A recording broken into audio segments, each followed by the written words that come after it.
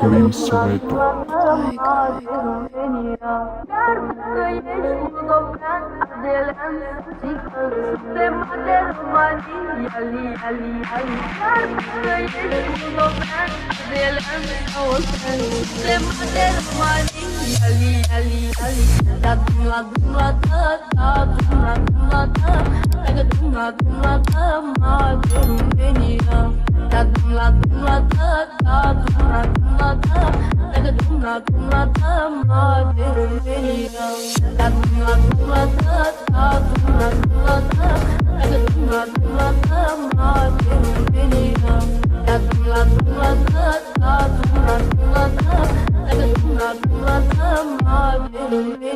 Nu contează cine ești sau ce limbă vorbești, asta e țara ta, România.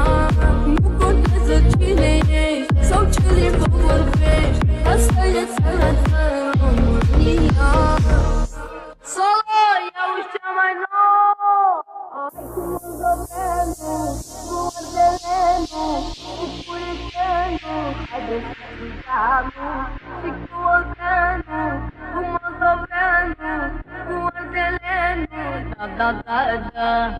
Chiar dacă ești moldovean, ardelean, țigan, suntem de România, ali. Chiar dacă ești moldovean, ardelean sau oltean, suntem de România, ali.